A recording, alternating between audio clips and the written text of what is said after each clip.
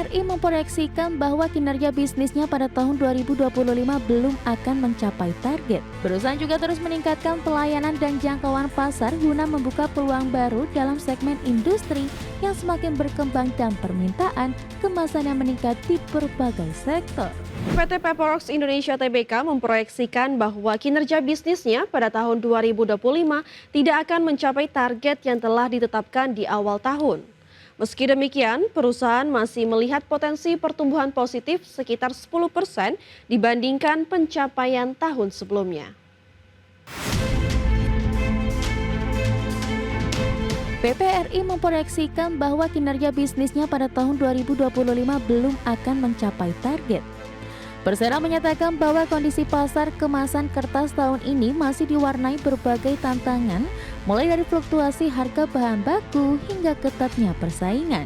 Hal ini membuat target awal tahun sulit tercapai, namun perusahaan optimistis dengan langkah-langkah strategi yang diterapkan sehingga masih bisa mencatat pertumbuhan bisnis sekitar 10%.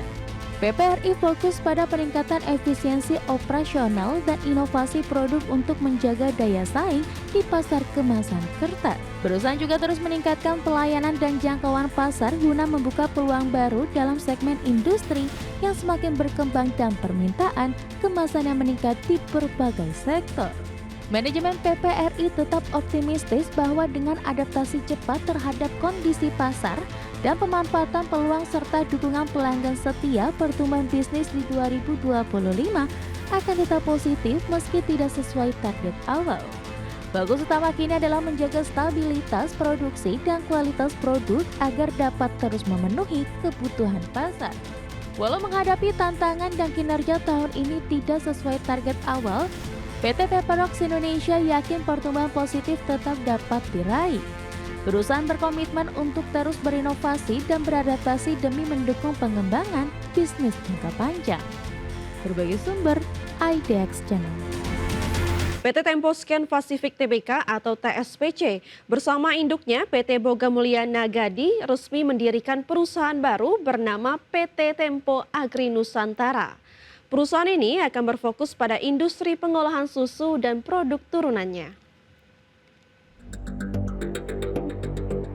PT Temposcan Pacific Tbk atau TSPC bersama induknya PT Boga Mulia Nagadi resmi mendirikan perusahaan baru bernama PT Tempo Agri Nusantara atau TAN. TAN dibentuk melalui anak usaha Temposcan yakni PT Polari Limuno Sainti atau PLI dan PT Kian Mulia Manunggal atau KMM. Dalam struktur kepemilikan, Boga Mulia memegang 60% saham sementara PLI dan KMM masing-masing 20%. Total modal yang disetor mencapai 1 miliar rupiah sebagai dasar operasional perusahaan baru tersebut. Direktur dan Sekretaris Perusahaan Temposcan Sania menjelaskan TAN akan bergerak di sektor pengolahan susu segar, krim, susu bubuk, susu kental, serta produk turunan susu lainnya. Selain itu, cakupan usaha TAN juga meliputi pertanian, peternakan, perdagangan, dan jasa pendukung lainnya. Sania menyampaikan pembentukan entitas ini sebagai bagian dari strategi ekspansi bisnis perseroan di industri pangan. Adapun industri pengolahan susu sendiri bukan hal baru bagi Temposcan.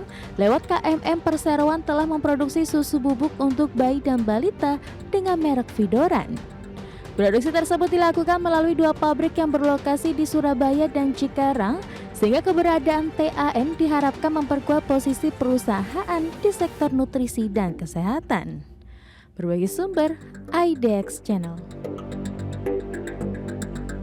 Kementerian Koperasi melakukan serah terima jabatan Wakil Menteri Koperasi yang baru dilantik Presiden Prabowo Subianto.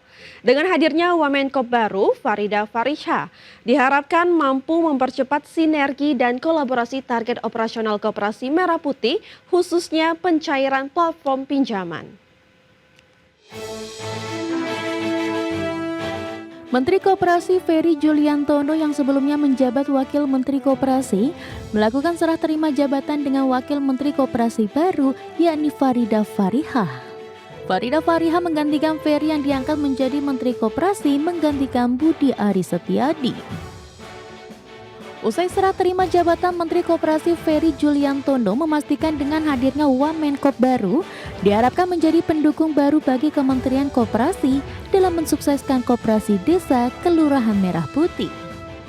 Menjadikan koperasi kembali menjadi sokoguru perekonomian nasional, menjadi badan usaha yang mampu mengejar ketinggalan dari badan usaha yang lain, dan secara khusus untuk kegiatan tahap operasionalisasi koperasi desa Kelurahan Merah Putih ini, kita sudah sebenarnya dari sejak minggu lalu sudah melaksanakan tahap sosialisasi tata cara pencairan plafon pinjaman yang sudah disediakan oleh bank-bank himbara.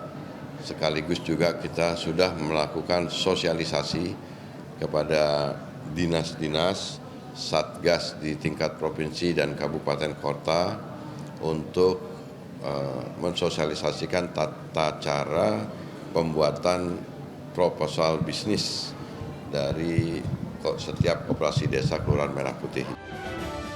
Diharapkan pada bulan Oktober mendatang terdapat 20.000 koperasi desa sudah dapat beroperasi secara efektif. Pada kesempatan yang sama, Wakil Menteri Koperasi Farida Farihah menegaskan komitmennya dalam memperkuat peran koperasi demi kesejahteraan rakyat Indonesia, khususnya menjadikan Kopdeskel Merah Putih menjadi tulang punggung perekonomian rakyat sekaligus pilar penting pembangunan bangsa. Saya lahir di desa, besar di organisasi yang tentu saja sangat lekat dengan kebersamaan dan kegotong royongan. Terkait dengan koperasi, di organisasi kami juga ada koperasi. Saya di Fatayat NU ada koperasi juga, Bapak. Di Perempuan Bangsa juga ada koperasi perempuan. Jadi saya kira pengalaman-pengalaman dan proses-proses itu bisa melengkapi, nanti bermanfaat untuk kinerja-kinerja di sini. Tentu saja sesuai dengan arahan dari Bapak Menteri. Di sisi lain, saat ini salah satu fokus utama Kementerian Koperasi adalah operasionalisasi Kopdes Merah Putih, khususnya tahap sosialisasi tata cara pencairan plafon pinjaman berjalan secara efektif. Dari Jakarta, Ade Firmansyah, IDEX Channel.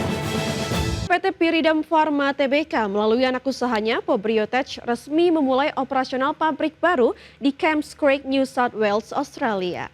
Dengan luas mencapai 36.000 meter persegi, fasilitas ini menjadi pusat pengemasan primer dan sekunder terbesar dan terlengkap di Australia dan siap mendukung ekspansi bisnis farmasi secara global.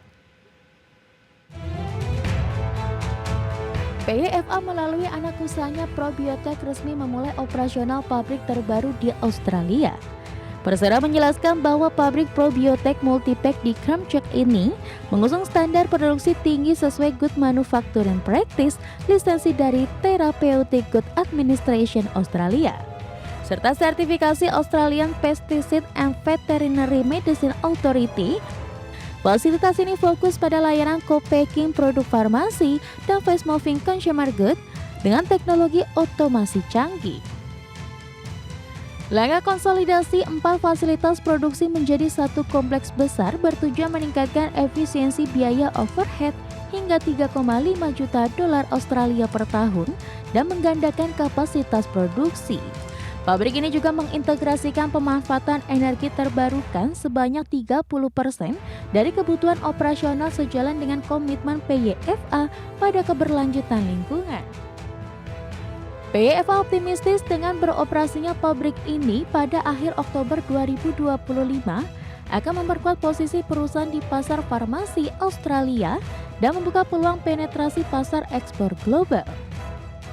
Selain di Australia, PYFA juga tengah memperkuat kapasitas domestik melalui fasilitas etika industri farmasi yang akan diresmikan tahun ini sebagai bagian dari strategi pertumbuhan berkelanjutan.